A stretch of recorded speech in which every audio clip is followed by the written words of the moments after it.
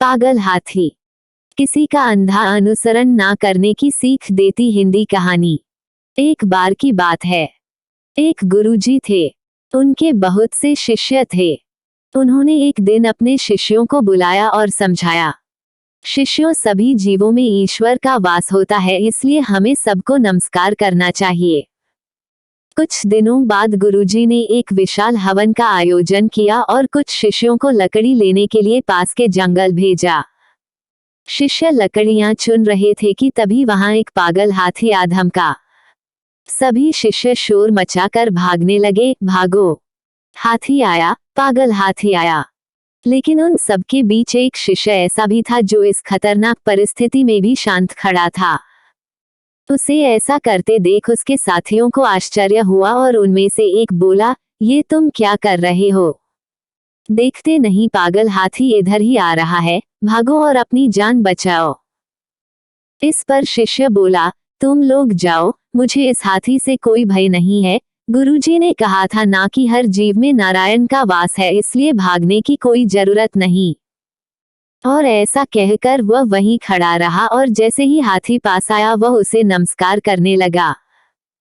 लेकिन हाथी कहाँ रुकने वाला था, वह सामने आने वाली हर एक चीज को तबाह करते जा रहा था।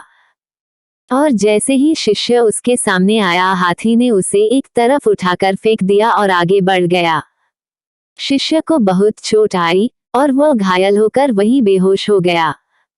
जब उसे होश आया तो वह आश्रम में था और गुरुजी उसके सामने खड़े थे। गुरुजी बोले, हाथी को आते देखकर भी तुम वहां से हटे क्यों नहीं, जबकि तुम्हें पता था कि वह तुम्हें चोट पहुंचा सकता है? तब शिष्य बोला, गुरुजी, आपने ही तो ये बात कही थी कि सभी जीवों में ईश्वर का वास होता है।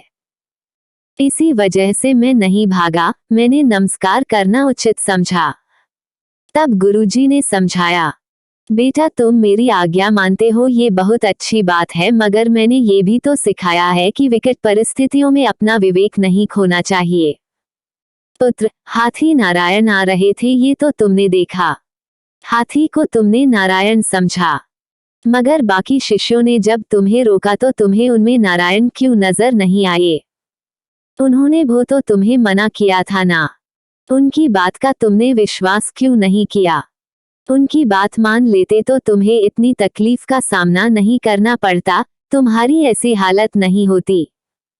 जल भी नारायण है, पर किसी जल को लोग देवता पर चढ़ाते हैं और किसी जल से लोग नहाते धोते हैं। हमेशा देश, काल और परिस्थिति को ध्यान में रखकर निर्णय लेना चाहिए। मित्रों, कई बार ऐसा होता है कि किसी ज्ञानवर्धक बात का असल भाव समझने की बजाय हम उस बात में कहे गए शब्दों को पकड़कर बैठ जाते हैं। गुरुजी ने शिष्यों को प्रत्येक जीव में नारायण देखने को कहा था, जिसका अर्थ था कि हमें सभी का आदर करना चाहिए और किसी को नुकसान नहीं पहुंचना चाहिए। लेकिन वह शिष्य बस उनके शब्दों को पकड़कर बैठ गया और उसके जान पर बनाई। अतः इस कहानी से हमें ये शिक्षा मिलती है कि हमें दूसरों की बात का अनुसरण तो जरूर करना चाहिए, मगर विशेष परिस्थिति में अपने विवेक का प्रयोग करने से नहीं चूकना चाहिए। हमें अपनी परिस्थिति के अनुसार ही निर्णय लेना चाहिए।